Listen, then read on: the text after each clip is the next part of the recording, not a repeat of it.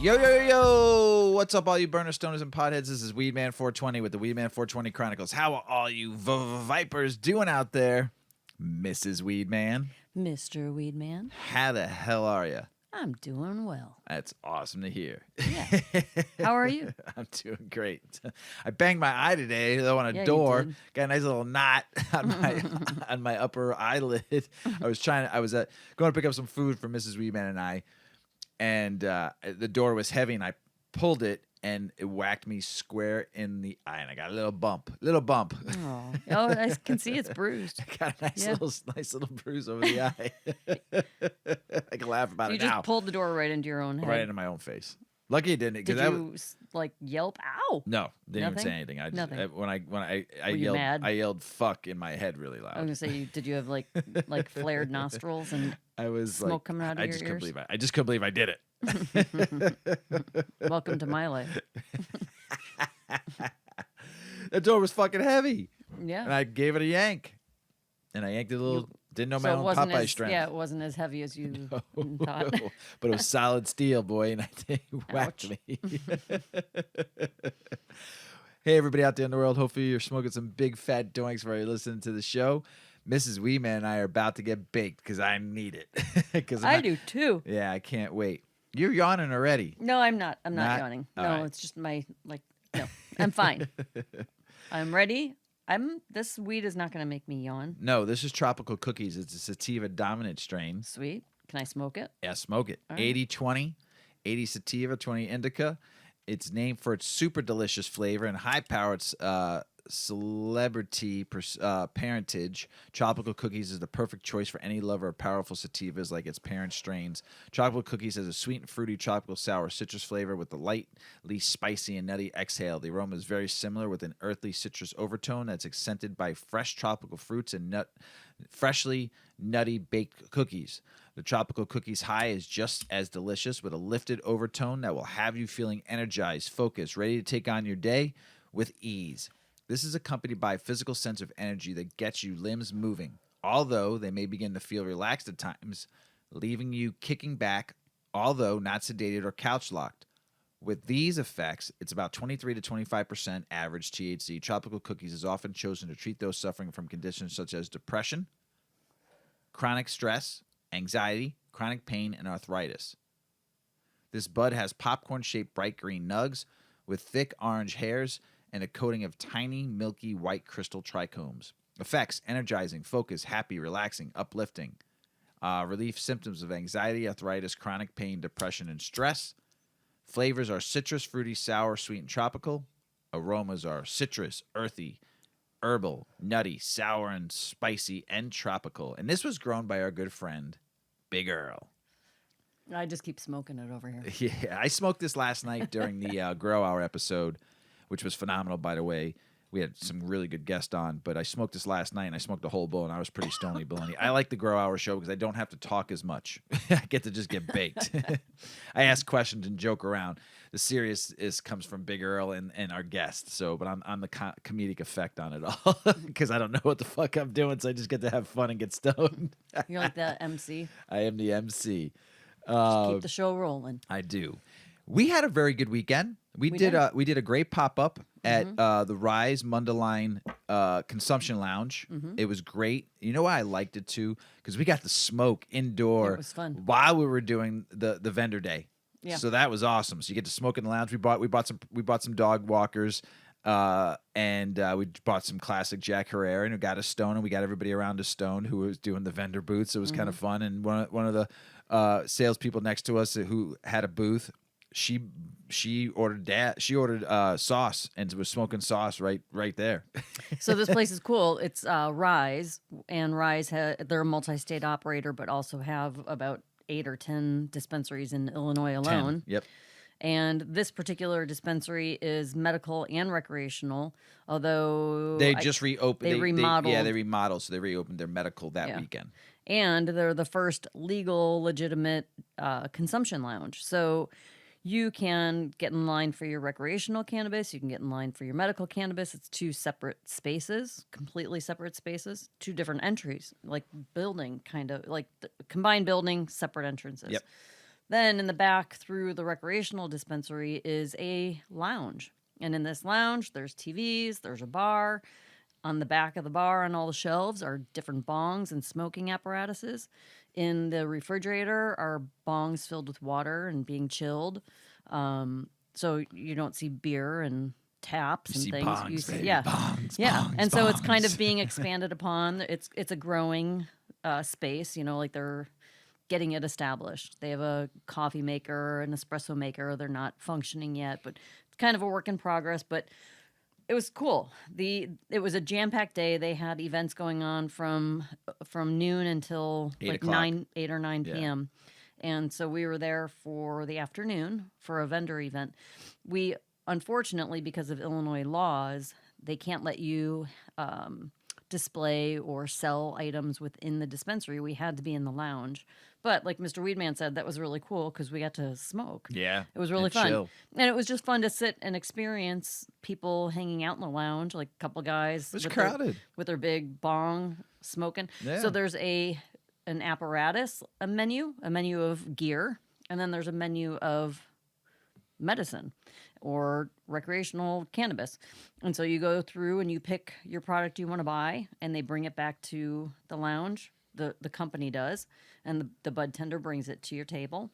And then you pick your bong, your pipe, your papers, whatever you're going to smoke from, and they bring that to your table. It was really a cool. It was cool. It was cool. cool It was experience. really special too. We had a couple people that listened to the show. Yeah, make their come way out. over. Yeah. And they drove quite a bit to come see us. So thank you guys, I'd like both to of you. thank Sam, who I call him. His real name is David, and he threw us some. I walked him outside, and he gave us some great stuff to smoke and eat, and thank you for that because it's been great. And then also somebody we've never met before, Gabe and his mom. Mm-hmm. It was awesome. It was great. It was awesome. Thanks for coming. And Gabe's mom, I got to chat with her a little bit while Mr. Weedman was talking to Gabe, and his mom was like a young adult in San Francisco. Haight-Ashbury. Yeah.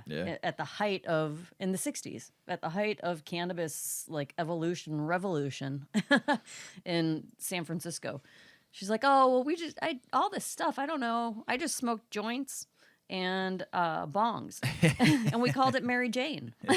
She was so cute. So yeah, she was very nice. a self-proclaimed hippie from the 60s in Yeah. San Francisco. It was- that was fun to meet both of them. Yes. And to see Sam again. And yeah, it was really cool. Nice that they took their time out to come see us. And overall, just a really fun experience. Yes, and we're looking to do some stuff with the Consumption Lounge, and maybe, just maybe, we might do a podcast at there. So yeah, it'd be we kind might of fun. record there. Yeah, so we'll keep you all in the loop and let you know the date, and we get everything all set up. So I'm pretty excited about that. So, but yeah, I didn't smoke yet, so I'm gonna hit this. I'm gonna hit this bowl. I'm pretty stoned. Yeah. Oh yeah. Yeah. So you got nothing to But say? that's You got nothing to say? You're I too think stoned? I lost my words. No, I'm gonna be fine. I just have to. Right now, I'm very head high. It's gonna take a minute to come back off of that. I level. smoked this whole bowl by myself last night during the show. Throughout the whole show, we recorded for an hour and 45 minutes though. So Stony baloney. I was pretty stoned. It was great though. But I was quite impressed for the two guests we had on, Magic Beans and Greenfin were on the show, and it was their first podcast, and we had a lot of fun, a lot of laughs, a lot of digging, a lot of talk about genetics and breeding, and then talking about nutrients and stuff like that. So it was a lot of fun. So, but I did smoke that whole bowl last night, and I was stony baloney by the end of it. Big Earl smoked 2 fatties last night. He was, Yeah. thank God I rolled that second one. So it was good stuff. So, Mrs. Weedman, you ready to start the show? Let's get it started. Let's go. 1 in 5 people who are ditching alcohol for dry January say they're using cannabis instead. So, about 1 in 5 who are abstaining from alcohol as part of dry January. As this is the beginning of the year. Usually everyone they set their goals for the year. They set what they want to do. But this is dry January where they drink no alcohol. Some people do nothing. So, I don't participate in dry January. I don't participate in sober October. I just use moderation in my life to where I don't have to do this. Woo! Did you hear that, people? Mr. Weedman uses moderation And why? because it's the way. Because you taught me the way. It's the way.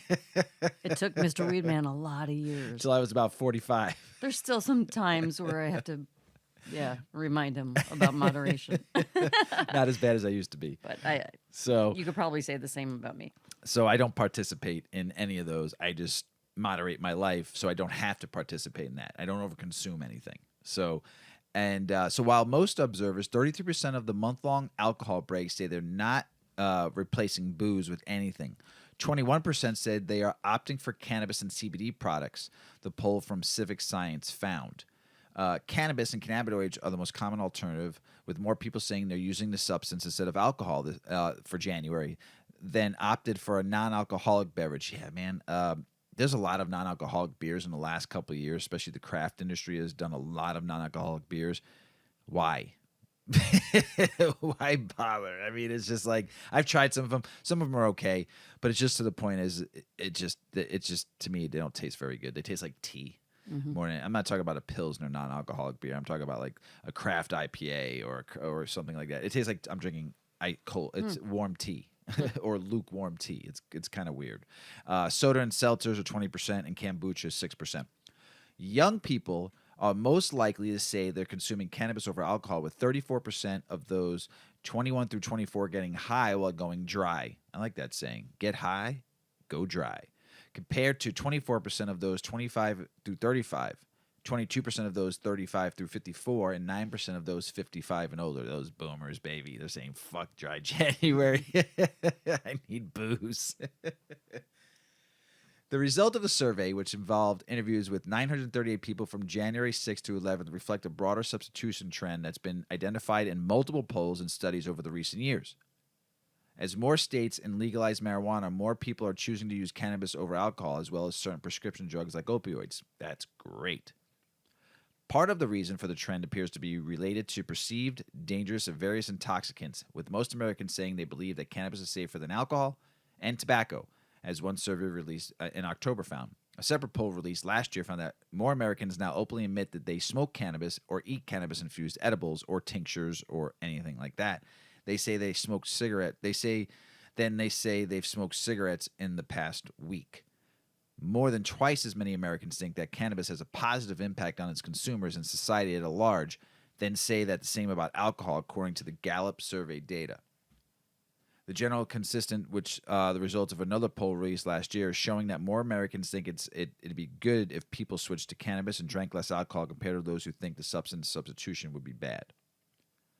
A federally funded study that was published last week also determined that people living in states that have legalized cannabis for adults are less likely to experience alcohol use disorder compared to those in prohibition states. That's pretty good. Advocates and stakeholders have touted that data points not only do they underscore the economic opportunity of legalization, but the hope is that providing regulated access to cannabis means fewer people will use more dangerous drugs like alcohol, tobacco, and certain prescription medicines. About 1 in 3 chronic pain patients report using cannabis and treatment option, and most of the people has used cannabis as a substitute for other pain medications, including opioids. That was recently published in the American Medical Association. So that's great stuff, too. The same month, another study found that pharmaceutical industry takes a serious economic hit after states legalized cannabis, which average markets lost nearly $10 billion for drug makers per each legalization event. That's huge. That's good stuff. So, yes, smoke cannabis instead of alcohol during dry January, if that's what's going to make you not drink. Practice moderation, though, and then you don't have to worry about doing dry January or sober October or just stopping altogether. Learn moderation. Thanks, Mrs. Weedman. You could thank my grandma and grandpa. Which side? Nana and grandpa. Well, yeah, Nana, grandpa, Mimi. Yeah. They're great at it. Mm-hmm. They lived their my life other very grandfather moderate. wasn't so good at moderation. He liked his booze and cigars. Work hard, play hard. Yeah, that was his theory. I know a lot of people that live that lifestyle. CBD. Yeah. We've talked about it many times on the show. We have. I've used CBD, but not consistently. So here's the thing: a lot of people I've talked to in the past that use CBD say it doesn't work. Some people that use it every day says it works. The one thing about this is when you take a vitamin, you have to take that every day to see the results of that vitamin or that mineral or that nutrient. The same thing with what we're going to talk about here, right? The same thing with CBD. Yeah, So and go ahead. actually, this is informative to me. I consume cannabis, THC. I don't do much with CBD products. I have some skincare, but that's like hemp stem cell. So I don't know if that would We be. smoke some So I guess CBD that here would and be there. right. Occasionally, like We'll do a we'll do a mix. ratio. Yeah, a ratio like a 2-to-1 or 3-to-1. But we don't have like a bunch of supplements and No, ointments and things like no. that. We I've have got like, a couple balms. and we have some edibles too that are a Yeah. 2-to-1 or a 1-to-1 or a 20-to-1 ratio. But this is enlightening. So Right. follow me along with this because it's very interesting. Because, like Mr. Weedman was saying, you can't take a multivitamin once a week and expect to have the results of balanced nutrition in your body. You know, a supplement is to supplement what you don't take in with the food that you eat. And none of us eat, right? I mean, some people do. Most of us don't, right? So supplements are good for that. So kind of think about that and how you would consume and use supplements to benefit your health and kind of apply some of those principles to CBD. So here's why the CBD you bought isn't working. If you're using CBD or cannabinoids of any kind, consistency is essential. One of the biggest mistakes you can make when taking CBD is expecting an immediate fix. Often, people take CBD and expect it to work like a drug, which I thought that was exactly what I thought. Although, like, I recognize when you use cannabis, there's a process of your body kind of learning to respond to it, and you have to kind of wake up your endocannabinoid system. So the more you consume cannabis, then the more awake and alive your endocannabinoid system is, and then you're receiving more of the benefits of the drug. And we're not saying overconsume. No. We're just saying consume it Consistently. on a normal basis. Right. Not It's different. overconsumption. It really does become different once you really understand how you feel when you consume cannabis. Not out like partying and having drink. Like you really understand your relationship with cannabis and how it affects you. It's a game changer. Yeah. And so, again, here it is with CBD. I guess I had just thought about like all these topicals and supplements that they were more like fast acting, short term supplements, but that's not the case. So often people take CBD and expect it to work like a drug, noticeably and immediately. But CBD is less like Tylenol and more like a good exercise regimen. It can take a while before you notice a difference. And like with any good supplement, using CBD regularly is the key to experiencing its benefits. If you're using CBD and you're not sure why you haven't noticed a difference yet, here are some things to consider. Consistency is essential. The majority of successful studies on CBD involve giving the participants a daily dose of CBD, not a once-off dose. Often, these studies span for weeks or months. Most experts advise that CBD takes a while to build up in your system, and for this reason, you can't expect immediate results after a single dose. So, what does this mean for you? In order to reap the benefits of CBD, it's best that you use it on a daily basis. We recommend using your product every day around the same time, even. Anecdotally, most CBD users we know start noticing a difference after a minimum of 5 days of regular use. Some people use it for 3 weeks before they feel the full benefits. Woke up that endocannabinoid system right there. Yeah, and I would think like inflammation, that wouldn't be immediate, right? Things like that. Or pain, maybe even too. Some people do claim that they notice an immediate effect. Although this might be the case for you, it's more likely that you'll need to give it a while. You might find that it is best to use CBD around the same time every day. You can take it several times a day, say morning, evening, and lunchtime if you prefer. And that can give you kind of like microdosing. It can give you a more consistent dose throughout the day. If you've used CBD consistently for over a week and you don't notice any differences, it might be that you're using too little. If you're an experienced cannabinoid user, we always suggest, so if you already use THC, your body is used to it, maybe you need a higher dose of CBD, okay? We always suggest to start with a higher with the higher recommended milligrams. However, if you're totally new to using CBD or cannabinoids, it's best to start with a low dose and slowly increase it. Although it's pretty rare, some people do experience side effects from CBD, such as nausea and fatigue. And if you do experience these side effects, you might want to try taking it with a meal to decrease. Oh, I'm sorry. Try taking it with a meal, decrease your dosage, or stop taking it altogether. We recommend experimenting a little. Try a higher dose if you like, but remember that when it comes to benefiting from CBD, time and consistency is more important than dose. If you want to make the most of your hemp tinctures, we recommend using CBD with a high fat meal. A 2016 study found that fat helps absorb more CBD, increasing the bioavailability from less than 10% to around 30%. In other words, fat helps your body absorb and use CBD. For a bonus, add a little black pepper. An animal study found that CBD levels in the bloodstream were 6 times higher when taken with pepperine, which is found in black pepper. And lastly, we recommend keeping a dosage journal. Whether you write it down on a piece of paper or use your notes app, try to record your daily dosage.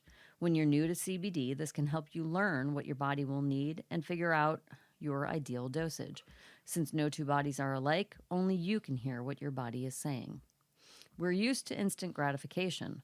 We pop pills for relief from pain and headaches. We click a single button and have thousands of movies at our fingertips.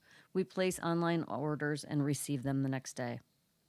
While this is convenient, it's important to remember that the best things in life often come slowly. Consistently sticking to healthy habits like exercise, eating well, taking supplements, or using CBD might not give us instant results, but it sure can improve our lives for the better. Slow, sustainable changes might be just what your body needs. See? That's good. Slow and steady wins the race. Always. Ask the turtle. Turtle, turtle, turtle. Turtle, turtle.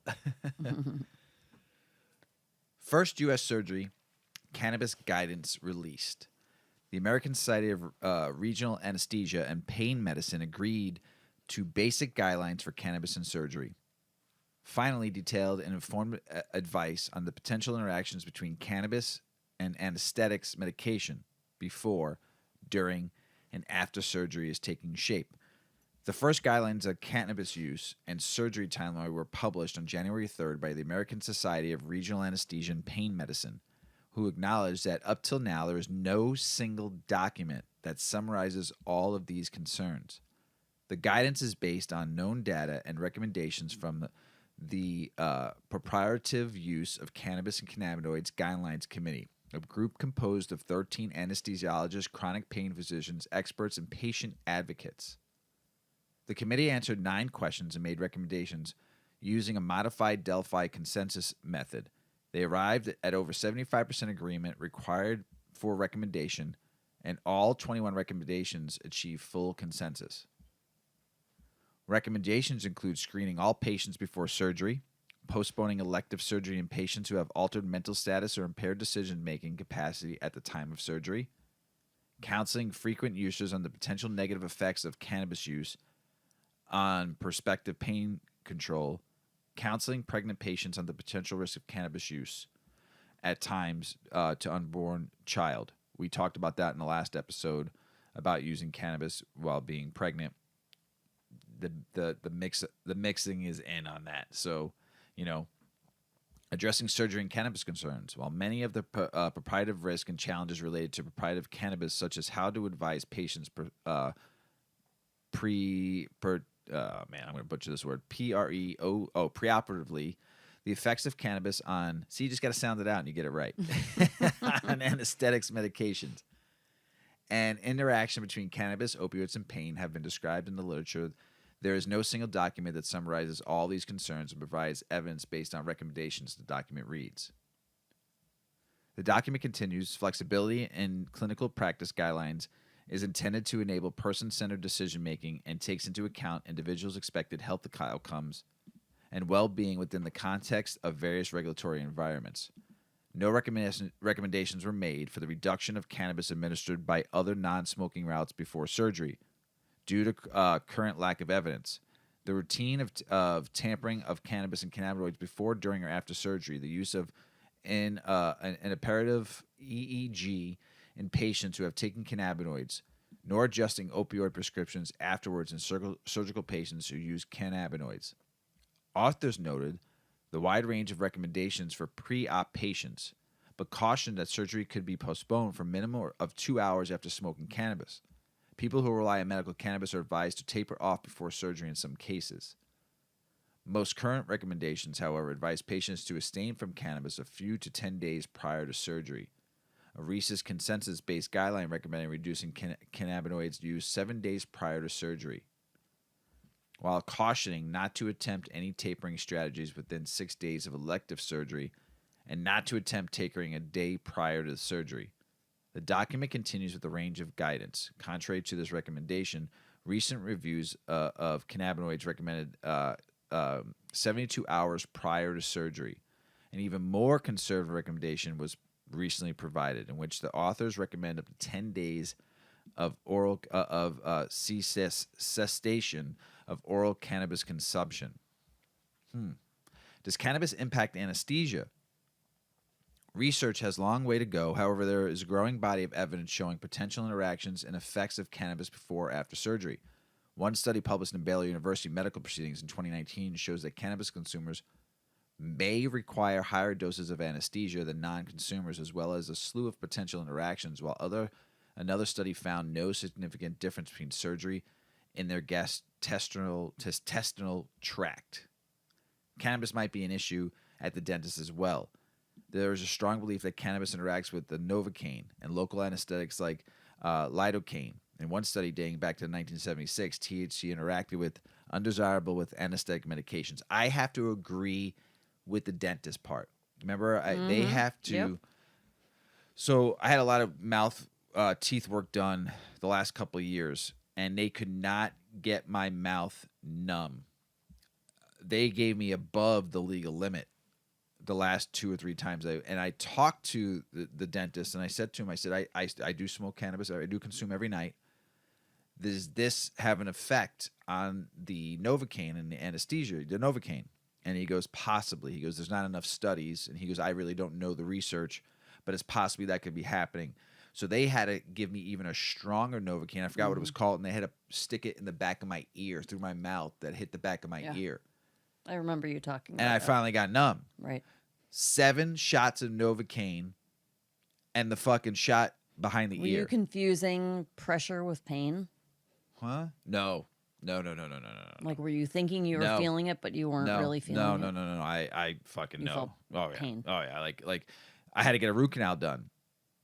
And he hit that fucking nerve. And after, like, the 4th shot, he went in to see how things were going. And he hit that nerve, and I fucking flew out of the chair. You know how they do that tap? Yes. With the metal? The cold. And I begged him, pleaded with him not to use either one. I'm like, it just hurts, dude. Just drill. You know what's wrong with me. Just fucking drill it. And he's laughing, and he's like, I have to do. I'm like, I'm in fucking pain. I'm going to jump out of my fucking skin if you do this to me. Like, and he did it, and I gripped the fucking chair. I almost ripped the fucking handles off the chair. I was irate. Remember, he sent me home? He gave me 2 more shots. He goes, let's try 2 more shots, and it still didn't do it. Remember, I was pissed. I'm like, I'm going to be fucking somewhat numb now for 4 hours.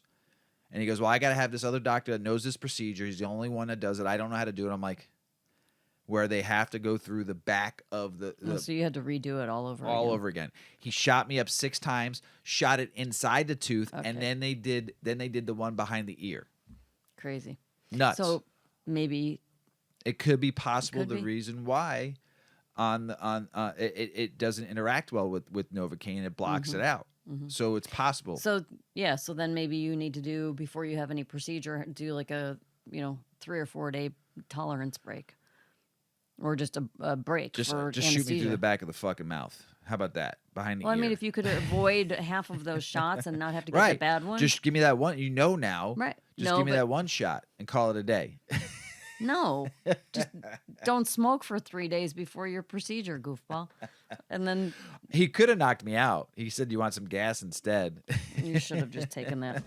But that might not work either. Crazy. I know, right? We talked last episode about cannabis and kids getting into edibles and stuff like that. So now this episode we talked about, I said that I had an article for you to talk about when should you talk to your kids about cannabis. And this is new because we had our dog on the show a while back and we asked her that question. And she said, yeah, probably high school. I think she said, from what I remember. I can't really totally remember. But now that it's going legal and kids are getting into people's edibles, this article suggests 5th grade. Mm-hmm. I think it should even be sooner now. Right. Yeah, Maybe not because- have the full conversation, but have the conversation, the Yeah. early stages of it. Yeah, because it's not just your own home; it's your kids' friends' homes. You don't know what they're seeing Right. elsewhere, Right. whether it's a sibling who uses or a parent, and there's cannabis in the house. Your kid might see it before they're in 5th grade. But the DARE program, I think, always started. It started in 5th grade because the kids had it at the elementary school, not at the junior high. Right. So DARE is talking about cannabis in a bad light, war on drugs. Cannabis is it's bad, all McKay. bad. But they feel science in the educational system said that this is a good age to introduce these things. Right. So I think that's right on board with what they're saying. Cool. So when should you talk to your kids about cannabis? One expert suggests 5th grade. Missouri's children may have more questions about cannabis since voters said yes to Amendment 3, legalizing recreational use for those 21 and older. Cannabis dispensaries are expected to begin selling recreational by next month. The new market means more advertisements to sell products like edibles and THC vape cartridges, items that could be tempting to young people. So, how should you talk to the youth in their lives? How should adults talk to the youth in their lives about cannabis? Prevent Ed is a nonprofit that does outreach in schools from pre-K through high school to talk to students about substance use and abuse, as well as provide resources to adults on how to have productive conversations that honor and respect the youth. On Monday, Prevent Ed Executive Director Nicole Dawsey joined St. Louis on the air to share her advice on when to have the talk about substance use, how to get past the awkward conversation and talk with, not at, young people about cannabis. Elaine Cha says, when is the earliest I should talk to kids about cannabis and other substances? Where should this conversation happen? Nicole Dawsey says, the research says around 5th grade, in really age-appropriate ways, around 10 or 11 years old. We know that we can teach in school through health classes, but when they go home, if they're going home to neighborhoods or families that are not maybe providing the same information or providing counter information, or I would argue worse, no information, then all of this can sort of just undo what we taught in school. Cha then asks, well, how should you talk to young people about cannabis if you're not their parent or guardian? I'm pretty high. Were you feeling it? Like I just went through like a little phase of feeling like, ooh, just spacey. Okay, Dawsey says, well, we know that the overwhelming majority of middle and high school students report that the adults in their lives influence the extent to which they're going to use substances, cannabis included. And so, let's go back to expectations. You're not saying you're going to hate them forever if they do these things, but you are saying it's my expectation that you will not. Those conversations can begin in middle school. Cha says, do youth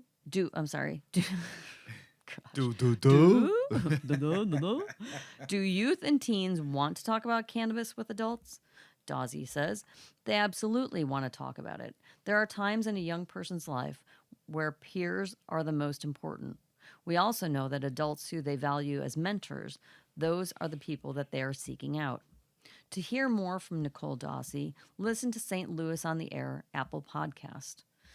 So it just is kind of reiterating that they're just at a maturity level where you can have these conversations. But I think there's not much harm in talking about it sooner, just because it's becoming so common in so many places. And have the light-hearted conversation about cannabis. Don't be so finger pointing, because cannabis isn't bad.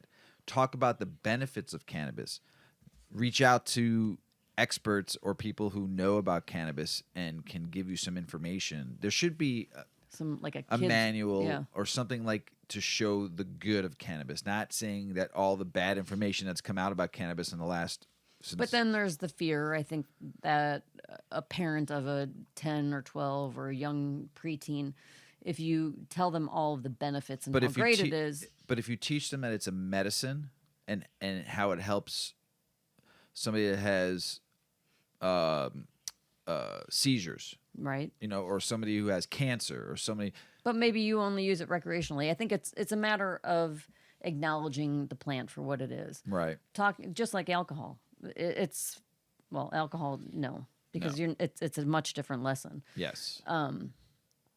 And cannabis is actually good for you. Right. And that's the way it needs to be taught.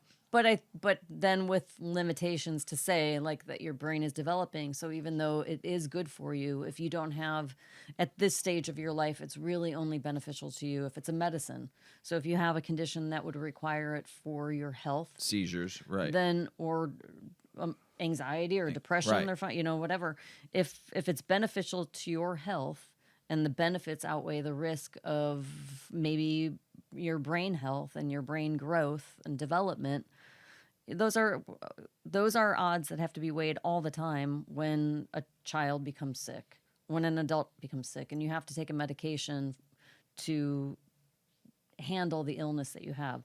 So I think that cannabis can be talked about in a really positive light, in a very honest light, but then with limitations that as a child you shouldn't be consuming it. It's something that waits until your brain is done, and maybe it's just like that matter of fact, like your brain just needs to develop. Get over it. It's Right. not, you shouldn't have it. When the time is right, go for it. Right. Yeah. Yeah. Time isn't now. But have the conversation. But have the conversation. But have the conversation that it's good. Have the conversation that it's medically beneficial for this stuff. Right. Go through it and say, not at your age, but if you need it, there might be something there for you to use, but have the good conversation about it. That's what I'm trying to get at here. Don't say it's bad, right? Right. 100%. So 2,000 cannabis plants, or I should say 2,000 cannabis grow licenses in the wild, wild west of Oklahoma can be potentially illegal, says the agency. There's a lot of... Legal operations could be illegal? Yes. 200 of them? 2,000 cannabis 2,000? grow licenses ID'd as potentially illegal. Well, because From the Oklahoma just kind of opened, like, yes, do and whatever you want. Yeah, there was supposed to be 1,200 dispensary licenses right now, and I think there was a total of 2,200 licenses. So now they have to get everything Right. back. They got to reel it in. They got Like, 2,000 We under- went a little Right. They Wild got West. 2,000 under investigation. They're working with partners to identify the criminal networks. Because there's a lot of fucking illegal grows out there, or there's a lot of people that have. There's supposedly, from what I remember talking about here, and then also reading, there's something like 8,000 cultivation licenses in Oklahoma, and they think a lot of them are illegal, and a lot of them like where an outside group would come in, buy a license, do a massive grow, and then just leave. Oh. Because it's just weird. So this is like where they're trying to fix a lot of shit. And it's crazy there because I just saw someone posting they're selling 10,000 milligram edibles in Oklahoma now. And I think I've mentioned this before. 10,000? 10,000. Distillate is so cheap in Oklahoma. It used to go for like $1,500 a liter. Now it's like $300 a liter. 10,000 milligrams. It's 10 1,000 milligram edibles in that bag for like $100, $80. Oh my gosh. So cheap. So cheap. It's just like, oh my goodness. Those people that smoke in Oklahoma are high. Yeah. Tell me about it. They just sit on the couch all Right? day and don't move. Couch lock. Yeah. Medical weed in sales continue to decline in Arizona. And the latest figures released by the Arizona Department of Revenue found that taxable medical cannabis sales totaled $31.3 million for October. it's the 8th consecutive month of decline.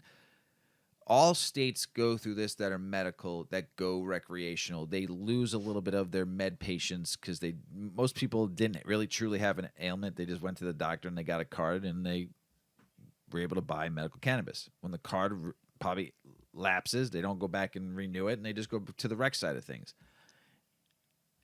I don't think that it's same thing here in Illinois. They pay no attention to medical cannabis here in Illinois now because how much the recreational cannabis side brings in things. So are we down in cannabis sales in Illinois? And for medical side, yeah, a little bit, but that's the same thing. Some people never went back and renewed their cars. So I don't think it's a bad thing. Just don't panic. Treat those medical patients right. Tennessee lawmakers unveiled cannabis legalization bill. 2 Democratic lawmakers in Tennessee have introduced a legalization to legalize medical and adult use cannabis in the state. That state still prohibits cannabis. The bill may legalize possession up to 60 grams of weed. That's cool. Legal pot is available in the surrounding states: Arkansas, Mississippi, Alabama, Missouri to the north, and Virginia. Tennessee Democrats support the legalization, but not so much on the Republican side of things. I'm shocked that they're not even medical there. They allow CBD. It's weird. It is. And I want to go smoke in Nashville. So let's go. We did smoke in Nashville.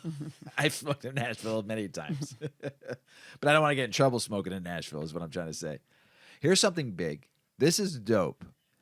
Literally. Indiana lawmakers introduced bipartisan bill to legalize cannabis. They came across the table. Indiana lawmakers on both sides of the aisle had pushed to legalize cannabis, but it's dependent on changes made at the federal level first. But they introduced a bill, 1039, was introduced last week, and if passed, once cannabis is removed off the federal Schedule I controlled substance, it would legalize cannabis use for anyone 21 years and older, and for people for serious medical conditions who have a doctor's permission. The bill would also create Indiana's Cannabis Commission to oversee, implement, and enforce regulations. It would also create a cannabis excise tax, and revenue would be deposited in the state general fund. Here's what I say about that, and you've heard me talk about this before. Indiana, you are in a surplus. Probably one of the only states that is. Do it right. Don't over fucking tax it. If you don't need the money, just treat it as a regular sales tax. Whatever your sales tax is in your state, just treat it that way. Do not fucking jack it up because it's fucking cannabis like they've done here in Illinois. Just do whatever your state tax is. Keep it at fucking 6, 8, 10%. And done. And on the medical side, 3%, 2%, 1%. How about 1% for the medical side of things? And whatever your state tax is there, and of course eventually pay federal tax. But do it right. Make it affordable. Don't let people have to buy $75 eights, and then the black market will still run rampant. Treat it right. Make sure everyone's profitable. The state, Caesar's getting his money, and make it good for everybody in that state. And then you're going to have a lot of people coming to your state for tourism because you charge a good price for weed. So that's my thing. New York lawmakers to crack down on sticker stores selling cannabis.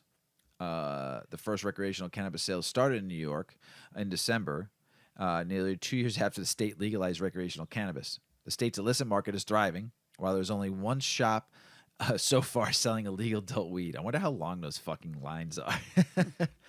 To tackle the issue of retailers who are selling stickers and gifting their customers with cannabis, state officials and lawmakers met last Thursday in ways of putting an end to this. So, crazy. Pennsylvania governor grants his final pardons, over 2,500 in total. Good for Governor Tom Wolf. He granted his final 369 pardons last week, adding up to a total of 2,500 issued during his tenure. That's pretty dope. Minnesota senator urges more research before consider rec legalization. Minnesota House Democrats unveiled a widening range bill allowing 21-year-olds to buy, sell, and use recreational cannabis last week. The measure would also automatically expunge low-level cannabis convictions. The 250-page legislation advanced through the House Commerce Committee on Wednesday. Still, some are questioning the effects of cannabis as over health. Come on, man. Minnesota Senator Carl Nelson recently said that more research is needed before legalization is considered. Yeah, that's going to take years because it's not federally legal there, Senator. And what else is going on in Minnesota is that, like I said, they have kind of cleared that first total on adult use legalization bill. So we'll see what happens. Here's another big one.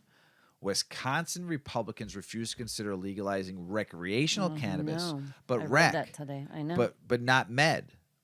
So Republican lawmakers in Wisconsin have indicated they will not support efforts to legalize or decriminalize recreational use of cannabis, despite the fact that such efforts are backed by a majority of the state's residents.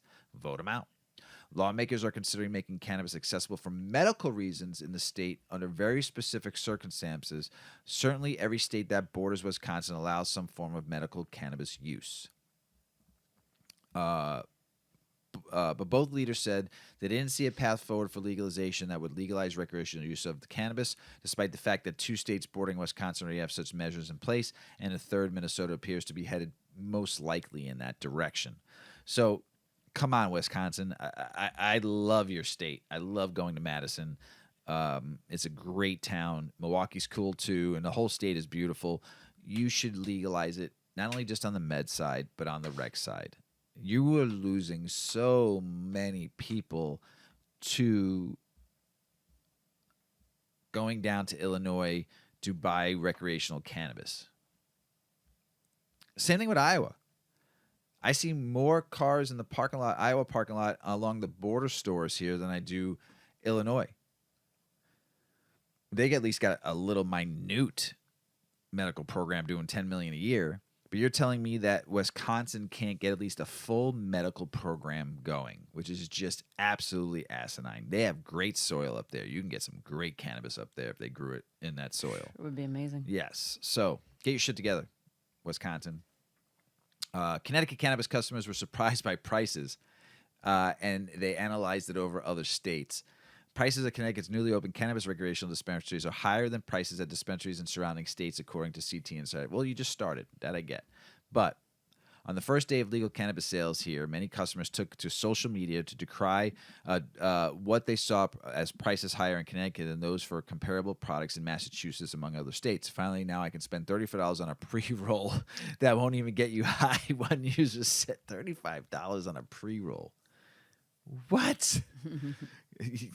I'll tell you this right now. Here it is. There's your reason why the traditional market will never, ever go away. Right. Because the states being greedy and dispensaries and cultivators being somewhat greedy, but the taxes are probably just ginormous. Mm-hmm. The prices are high right now, but blowing my mind, absolutely blowing my mind. Another user said on Reddit. Kevin Crawford, founder and owner of Canna-travel, which he described as a cannabis lifestyle brand celebrating the unique cannabis stylings of Connecticut, said he heard from many friends and followers about what they felt were high prices on the first day of legal sales. The perception that prices were higher may have contributed to a muted first day of sales. It said that they sold $359,000 in revenue for the first 7 recreational dispensaries that were open. That's only 7 dispensaries. Jeez. You're going to be fighting with the legacy market where people have to known where to get their product for cheaper for God knows how long. The prices are higher than most places around here. They're higher than Massachusetts, which is right up the street. For many of us, we can just go there. A review of prices online show higher price points in Connecticut for almost every cannabis product. A 100 milligram package of cannabis gummies at Fine Federal Dispensary in Stanford, for example, costs $40. It's $10 more here, 10 to 15, $20 more than Illinois. That's pretty expensive. A similar product also containing 100 milligrams of THC, the substances cannabis that gets consumers high, costs $25 at Fine Feds Dispensary. The same at the Rise Dispensary in Bloomfield, New Jersey at $35, and Aurora in Central Falls, Rhode Island. A 3.5 container of flour had an online listed price of $50 at most Connecticut dispensaries as of January 11th. A similar product might cost $5 less in Massachusetts, but as much or more in Rhode Island. Prices on THC-laden vape cartridges were about $55 for a half gram and $100 for a full gram. Oh my gosh! Crazy. That's nuts. So you're going to go from cultivators to potentially, depending on how things shake up, 30 or 40 plus cultivators, the major change, which said, I think retail will also generate competition and competitive pricing. Yeah, it's going to take a few years, so we'll see. It's still just like I said about what I just say about Indiana. Do it right. You know what I'm saying? Just fucking price it right. All right. We love dogs. Dog. And this is great because the article has a dog of a Chihuahua, and this is funny because our Chihuahua ate some weed butter that fell on the floor one time we were making edibles, a nice like pat of butter, and he nailed it. And He was all of like 7 pounds. and he was fucked up for hours. He was like sketching. boxing. He was on his back legs, He was sketched. just like poking his like a kangaroo with his short upper arms. He was like poking.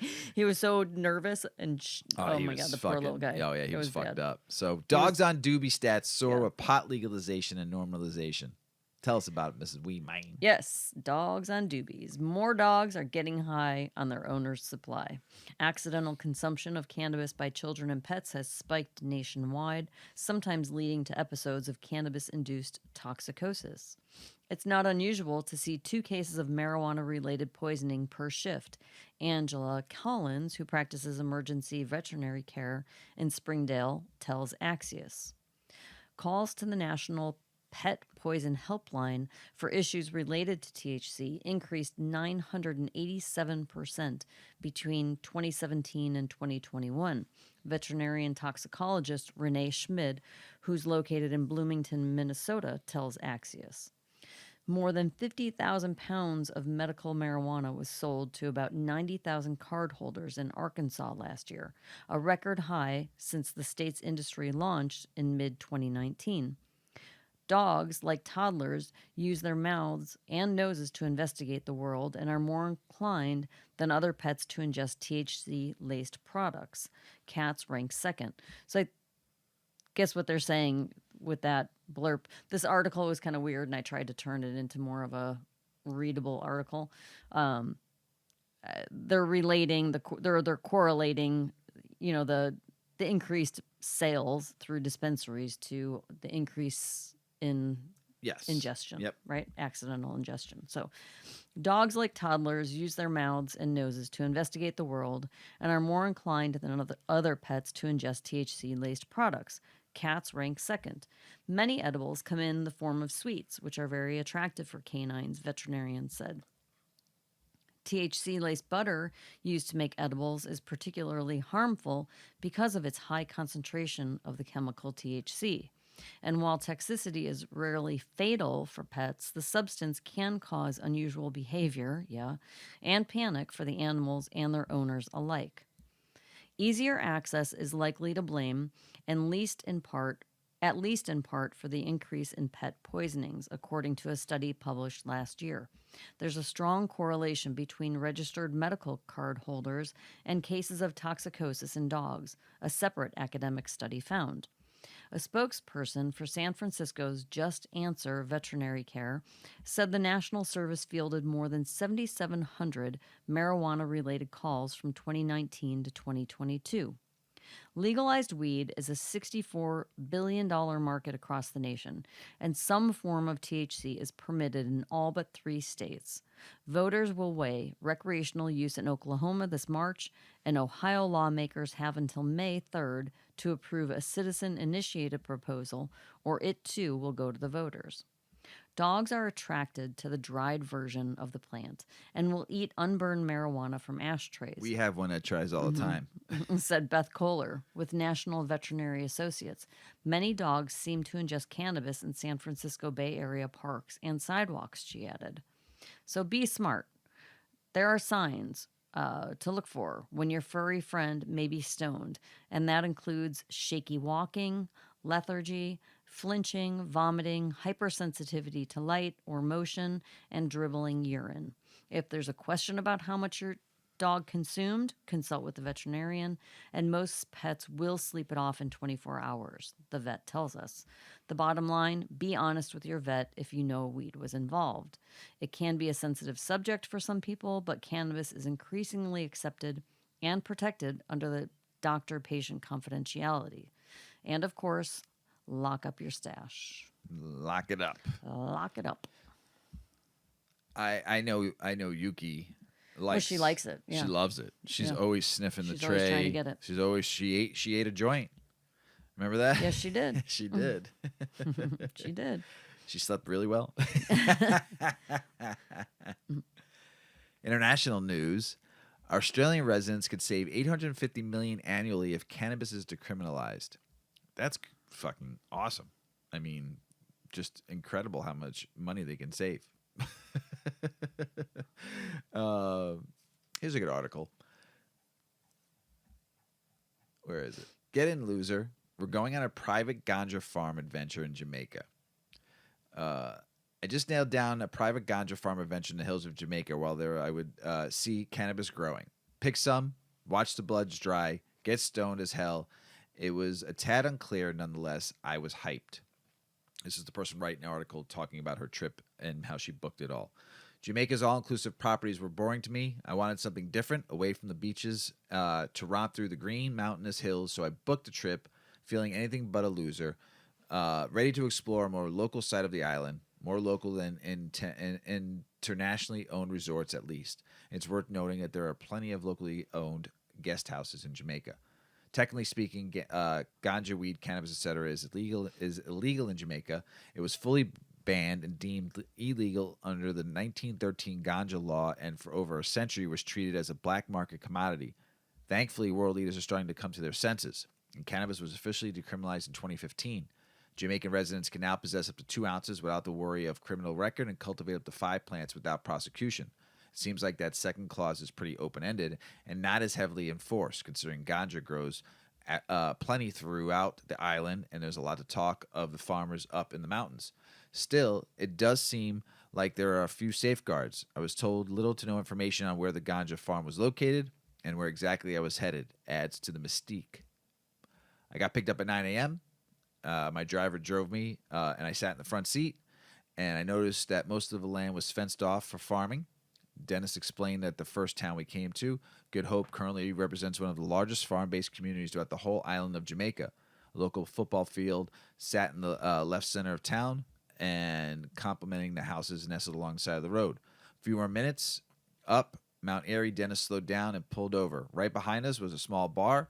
To the right was a tall wire metal fence. Dennis called through the cupped hands into the hilly fields above the road, and a man jumped out and said, "Hi."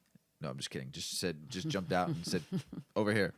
Dennis introduced me to Kurt, who wore a salmon-colored T-shirt, gray shorts. He was slim, probably in his 40s, and a man of few words. I told him I was here.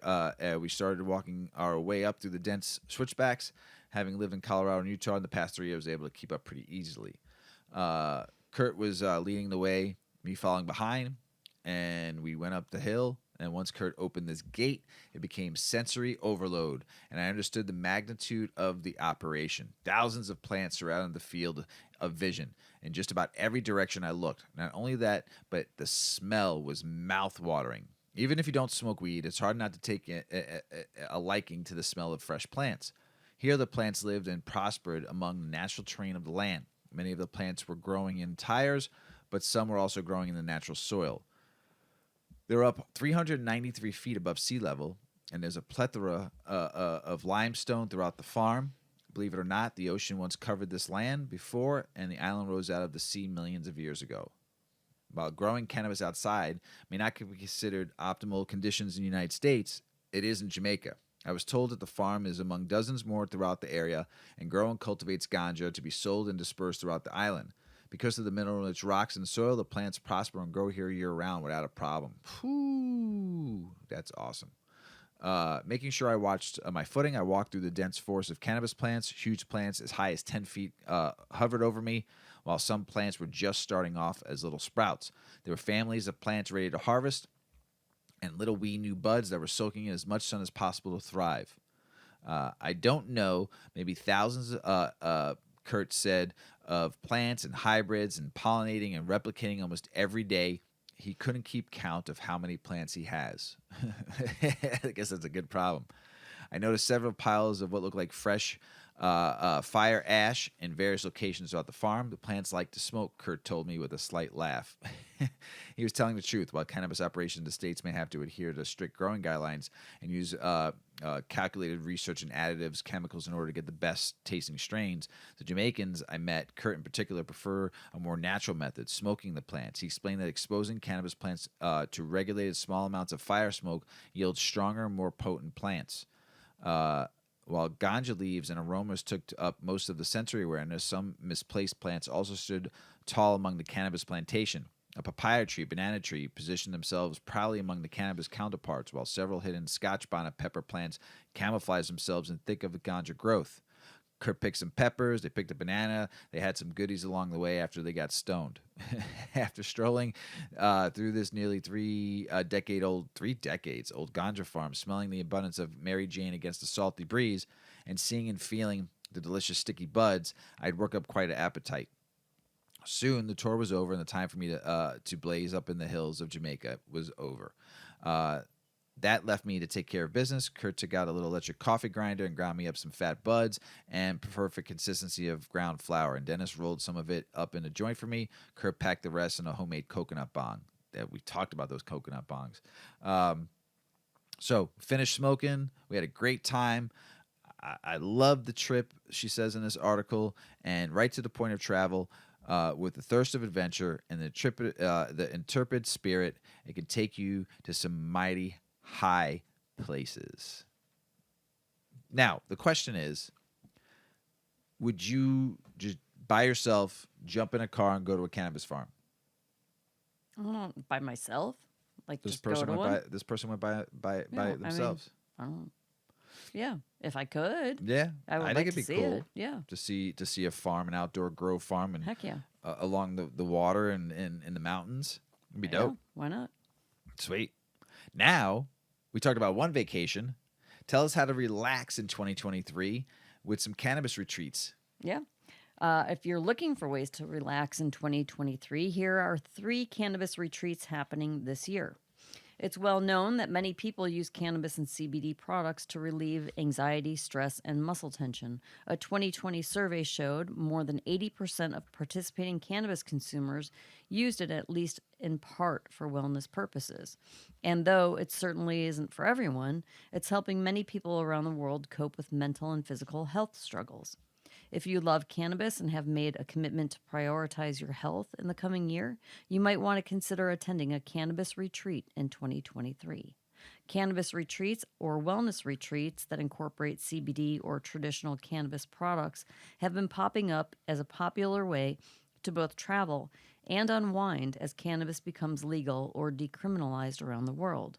Imagine relaxing in the mountains with a group of your best friends, wearing spa robes and passing a joint around. Pretty perfect, right?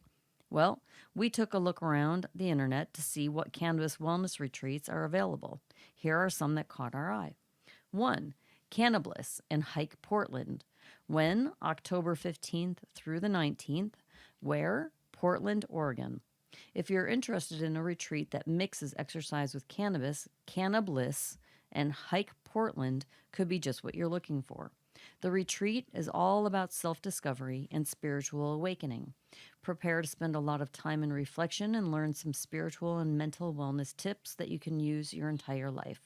Some of the events in the itinerary include wine tasting and mixers, CBD massage therapy, a cannabis hike and meditation session, wake and bake breakfast, and various therapeutic sessions. This event will also give you a chance to meet new people who share your passion for fitness, cannabis, and the great outdoors. The next one is the Women's Empowerment and... Hold on. What? You said it right. I know. Oregon. I had to think about it. It didn't just roll off my tongue. The Women's Empowerment and Spiritual Awakening Retreat. And that is when May 11th through the 14th. Where? Newport, Vermont. Self-care moms, this one's for you. This Mother's Day retreat is made for refreshing, relaxing, and rejuvenating women. Cozy up with like-minded friends or make some new friends in a scenic New England cottage and prepare to heal both your body and mind with spiritual workshops, massage, and of course, a little CBD. This retreat is hosted by Nature's Mysteries Apothecary, a small family-owned CBD and cosmetic brand formulated by Michelle Wildflower, a graduate of the clinical cannabinoid medicine curriculum.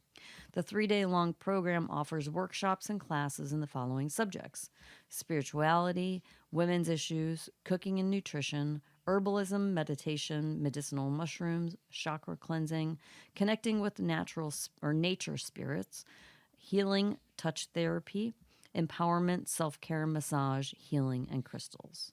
And the last one is Dank Girls. And this is also May 11th through the 14th.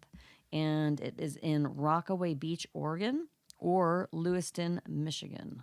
This is a group retreat intended for women and couples. So here's one for the guys. They have events in April. I don't know, maybe it's female couples. I don't know. Look it up. They have events in April and June for cannabis enthusiasts to attend. The purpose of the event is for people to unwind, enjoy themselves, and combine good energy for a memorable weekend. They have a retreat for 420 that runs through April 20th and the 23rd in Rockaway Beach also, and another event will be held June 22nd to 25th in Lewiston, Michigan. The Rockaway Beach retreat takes place in a mansion, and you'll be able to enjoy amenities like a hot tub, movie theater, and more. For those who are more outdoorsy, the Lewiston retreat will take place in cottages in the woods, where you'll have access to kayaking on the nearby lake. A complimentary bud or dab bar, or both, is included at both locations.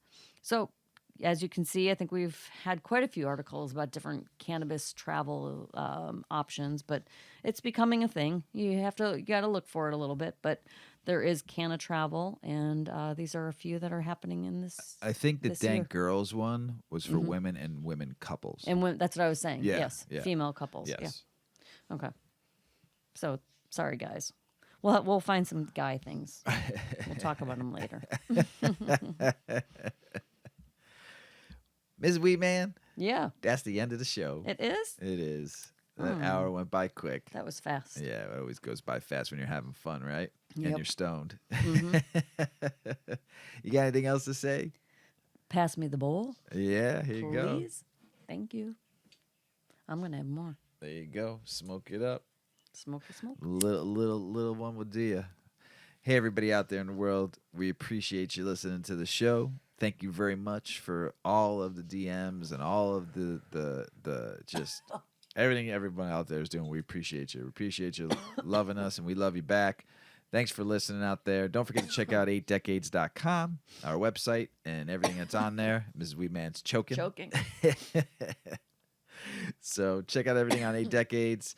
Our bio, all of our handles are on there. Our social media handles, all of our cool-ass, dope-ass stuff that Mrs. Weedman created. So check it out, 8decades.com.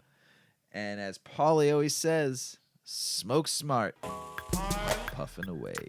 Puff, puff, pass.